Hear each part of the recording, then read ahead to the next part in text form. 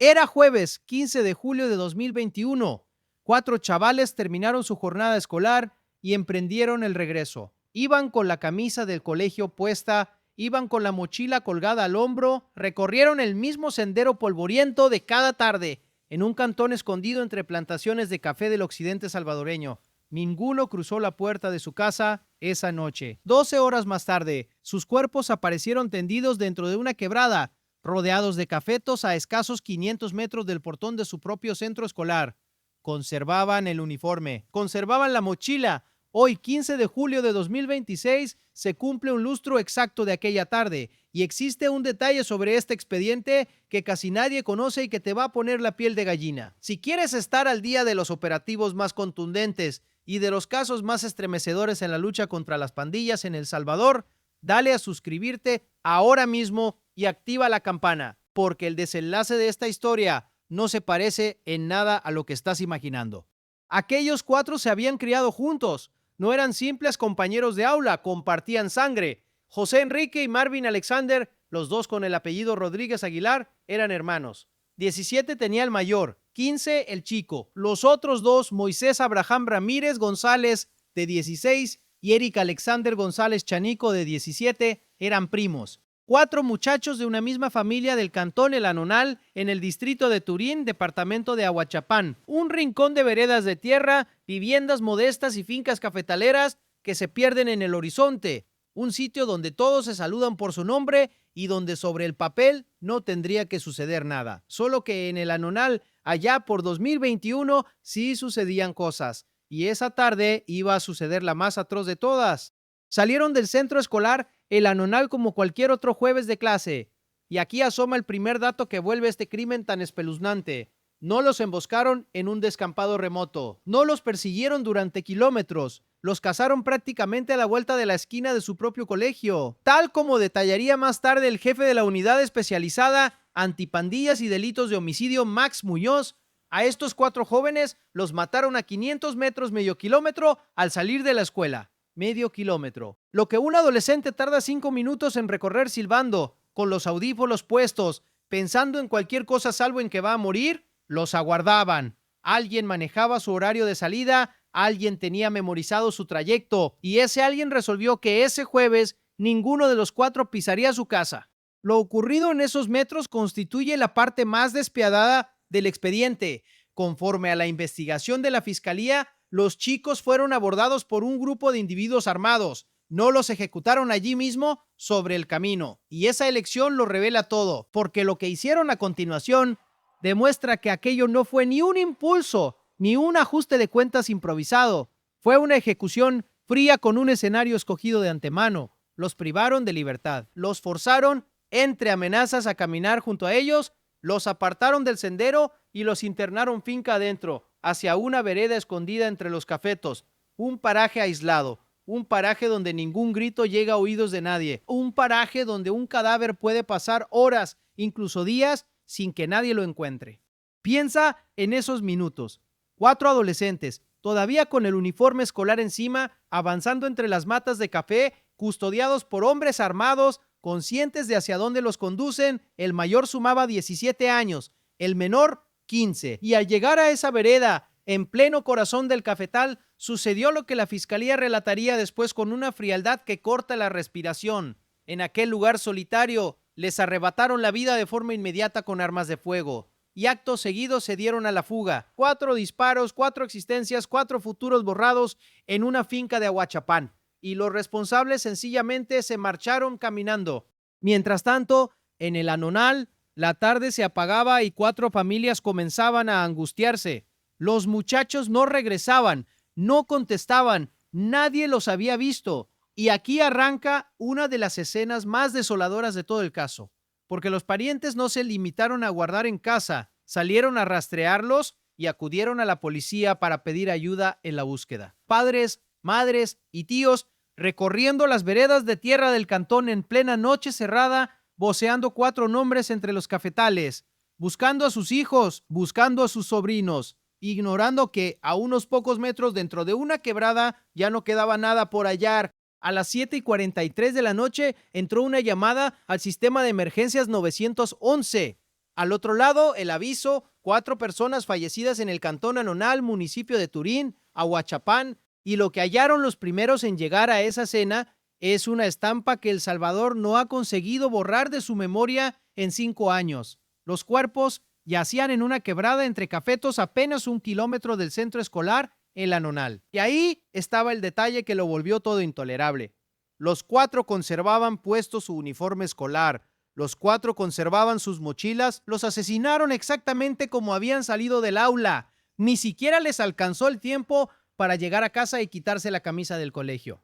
Esa madrugada, mientras los voluntarios extraían uno a uno los cuerpos de la quebrada, el país fue despertando a la noticia. Y la respuesta no se hizo esperar, porque esta matanza no fue un homicidio más en el conteo. Fue el crimen que sacó al propio presidente de la cama en plena madrugada. A las 2 de la mañana, después de una reunión urgente con el Gabinete de Seguridad, Nayib Bukele difundió un mensaje que marcaría un punto de inflexión. Afirmó que el enfoque principal dejaría de ser la reducción de la cifra de homicidios, que se seguían perdiendo vidas de salvadoreños honrados y que el asesinato de los 4 jóvenes de ese jueves no quedaría impune. Anunció además la activación de otras fases del Plan Control Territorial. 4 niños muertos en un cafetal habían forzado al Estado a replantear su estrategia. Pero entre la promesa de un mensaje en redes y una sentencia real se abre un abismo. Y ese abismo se llama investigación, porque en un cantón sometido por una pandilla, donde todo el mundo sabe quién manda y nadie se atreve a pronunciarlo, los investigadores encaraban una pregunta durísima: ¿cómo pruebas quién disparó cuando el terror ha cosido todas las bocas? Los fiscales contaban con un punto de arranque. Alguien manejaba la hora exacta en que esos muchachos salían. Alguien conocía su recorrido. Alguien seleccionó la vereda del cafetal. Eso no lo hace un extraño. Eso lo hace gente del lugar. Gente que residía allí mismo entre esas casas, a escasos metros de las familias que aquella noche gritaban los nombres de sus hijos entre las plantas de café. Y por ese hilo empezaron a tirar. La unidad especializada antipandillas trabajó semanas sobre el terreno, reconstruyendo aquel jueves minuto a minuto, hasta que 2 meses y medio después de la masacre, el mutismo del cantón saltó por los aires con una operación que cayó sobre el Anonal antes de que amaneciera. La fiscalía ordenó ejecutar al menos 9 registros de allanamiento en viviendas de los cantones Anonal y Tacubita en Ahuachapán. 9 casas, 9 puertas reventadas en el mismo territorio donde los 4 estudiantes se habían criado y donde también se habían criado sus verdugos, porque eso era justamente lo que los investigadores habían destapado. Los culpables no habían llegado de fuera. Estaban allí, habían estado allí desde el principio. De esos allanamientos brotaron los primeros nombres, y aquí asoman los primeros rostros de esta historia, porque los 3 primeros detenidos por la matanza de los estudiantes tenían apodo, tenían alias, y uno de ellos arrastraba algo mucho más inquietante: su edad. Los capturados fueron José Leonidas Arias García, conocido como El Negro o El Moreno, Carlos Daniel Lima Ruiz, apodado El Chino, y un menor de edad identificado solo como Rafael N., alias Loncho. Léelo de nuevo porque es uno de los datos más difíciles de digerir del caso completo. Entre los señalados de asesinar a 4 adolescentes que volvían del colegio figuraba otro adolescente, un menor de edad, alguien de la misma edad que las víctimas, absorbido por el engranaje de la pandilla y acusado de intervenir en la ejecución de 4 chicos como él. El fiscal Max Muñoz fue rotundo al anunciar el golpe. Sostuvo que habían intentado dar ese golpe para poder resolver y lanzar un mensaje: que ninguno de estos casos iba a quedar impune. A los detenidos se les acusó de homicidio agravado y agrupaciones ilícitas. Días más tarde, un juez resolvió: los 2 adultos a prisión provisional y el adolescente a internamiento temporal. Todo apuntaba a que la historia se cerraba. Todo apuntaba a que el caso de los 4 estudiantes del cantón El Anonal quedaba esclarecido a una velocidad récord, pero el propio fiscal deslizó en esa misma comparecencia una frase que dejó el expediente completamente abierto y que encierra la clave de todo lo que viene después. Señaló que aún permanecían prófugos otros 3 pandilleros, 3 más, 3 hombres que según la investigación habían pisado ese cafetal y que no aparecieron en ninguna de las 9 viviendas allanadas, se habían volatilizado, y la fiscalía reveló sus nombres. Y reveló también el dato que explica a qué se enfrentaban de verdad aquellos 4 muchachos aquella tarde de julio. Los 3 prófugos respondían a los nombres de José Manuel Vázquez Menéndez Isaías Enrique Chanico Celada y Edwin Antonio Chanico García, los 3 integrantes de la Mara Salvatrucha. Ahí estaba la respuesta que todo el país buscaba. 4 estudiantes con uniforme y mochila, abordados a 500 metros de su escuela, arrastrados bajo amenazas hasta una vereda dentro de un cafetal y acribillados, según la investigación fiscal, por una estructura de la MS que dominaba aquel pedazo de Ahuachapán. Para esos 3, la Fiscalía solicitó que se decretara la detención y se libraran las órdenes judiciales de captura, y el caso avanzó a la etapa de instrucción, donde el Ministerio Público debía reforzar y ampliar su investigación. Pero es aquí donde el reloj comienza a correr en contra y donde aparece la cara de esta historia que nadie relata. ¿Qué ocurre cuando un asesino queda reducido a una orden de captura sobre un papel? Porque una orden de captura no equivale a una detención. Es una promesa, es un documento que declara que si ese hombre reaparece algún día lo atraparán.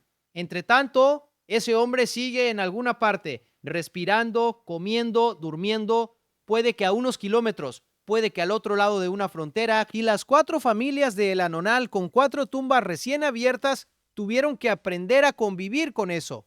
Transcurrió 2021, transcurrió 2022, el año en que El Salvador se transformó para siempre con el régimen de excepción y las detenciones masivas. Transcurrió 2023, transcurrió 2024, transcurrió 2025, y mientras la nación entera se reinventaba, mientras decenas de miles de pandilleros caían y las prisiones se desbordaban, el expediente de los 4 estudiantes del cantón El Anonal continuaba ahí aguardando, 5 años aguardando, 5 cumpleaños que José Enrique no llegó a soplar, 5 cumpleaños de Marvin Alexander, el de 15, el pequeño de todos, 5 años de un pupitre desocupado en el centro escolar El Anonal, la misma escuela a la que Educación tuvo que mandar atención psicosocial porque los compañeros de aquellos chicos no lograban asimilar lo sucedido. Hasta que llegó el 30 de mayo de 2026 y ese día el juzgado de sentencia de Ahuachapán dictó una de las condenas más demoledoras que se recuerdan en el occidente del país por un único hecho, 120 años de prisión, y no 120 repartidos entre los 3, 120 años para cada uno de ellos, los 3 prófugos que habían burlado el cerco de 2021, los 3 nombres que el fiscal Max Muñoz había pronunciado jurando que no quedarían impunes, fueron declarados culpables de homicidio agravado. José Manuel Vázquez Menéndez, 120 años, Isaías Enrique Chanico Celada, 120 años, Edwin Antonio Chanico García, 120 años. El tribunal ponderó las pruebas aportadas por la Fiscalía y estableció la coautoría directa de los procesados en la matanza de los alumnos. Coautoría directa, es decir, según el tribunal, los 3 estuvieron allí, los 3 tomaron parte, los 3 responden por lo que pasó en aquella vereda. 360 años de cárcel acumulados por 4 chavales que solo pretendían llegar a su casa.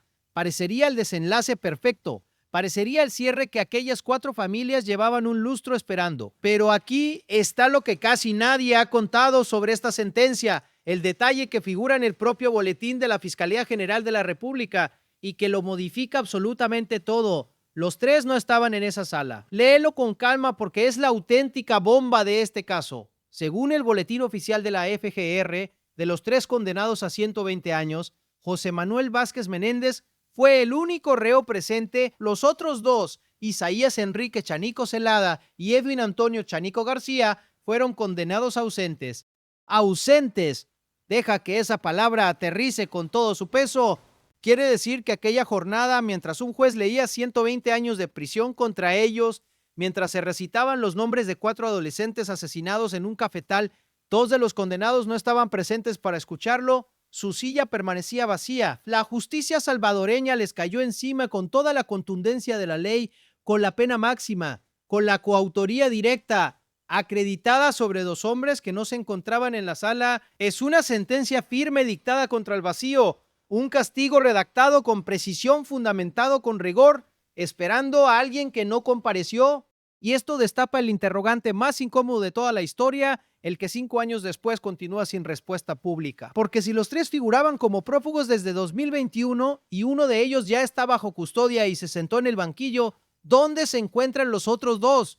La Fiscalía no ha precisado públicamente el paradero de Chanico Celada ni de Chanico García. Solo consta lo que recoge el boletín, que fueron condenados ausentes. Quizá las autoridades ya conozcan su ubicación. las órdenes sigan vigentes. Quizá hayan hecho lo mismo que tantos otros en estos años. Atravesar una frontera, cambiarse el nombre, refugiarse en un cantón apartado, confiar en que el tiempo borre el rastro. Lo único documentado, lo único que consta de forma oficial es que el día en que se leyó su condena, los dos apellidados Chanico no estaban allí.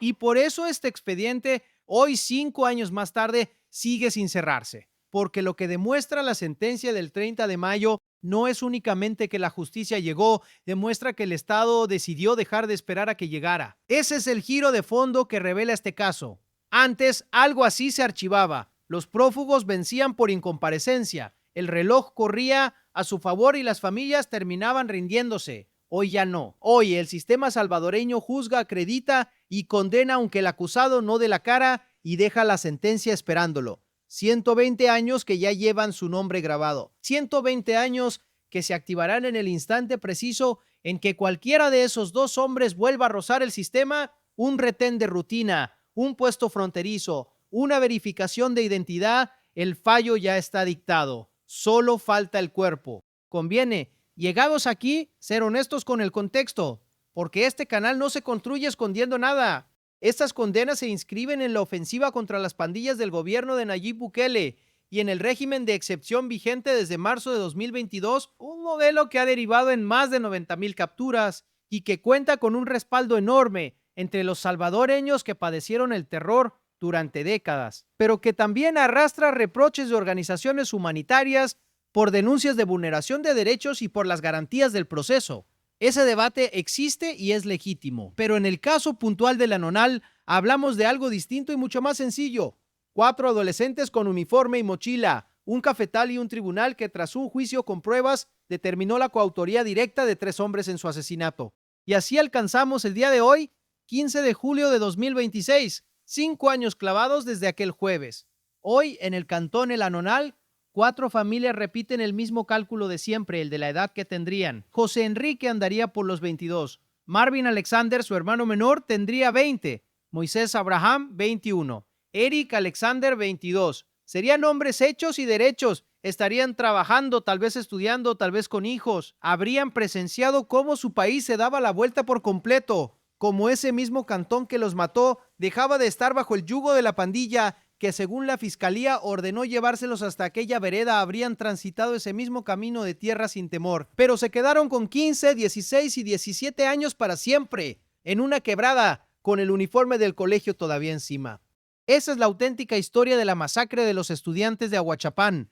No es la de un número de 120 años, es la de 4 chavales de una misma familia que salieron de clase un jueves de julio y jamás regresaron. Es la de un país que se levantó a las 2 de la madrugada a jurar que aquello no quedaría impune. Es la de 9 puertas derribadas en los cantones Anonal y Tacubita, la de un menor de edad señalado de matar a otros menores, la de 3 prófugos que se esfumaron sin dejar rastro. Y es, por encima de todo, la de una condena histórica pronunciada frente a 2 sillas vacías, porque en El Salvador, 5 años después, la justicia ya llegó al cafetal del Anonal. Lo que falta es que 2 hombres con 120 años de prisión escritos a su nombre, aparezcan para cumplirla. Si esta historia te mantuvo enganchado hasta el último segundo y quieres seguir descubriendo los casos más estremecedores, las capturas más relevantes y los operativos más contundentes contra la delincuencia en El Salvador, suscríbete al canal, activa la campana y cuéntanos en los comentarios qué caso quieres que investiguemos a fondo en el próximo video. Porque mientras existan nombres con una condena aguardándolos y familias aguardando justicia, aquí vamos a seguir contándolo todo, sin adornos y sin miedo.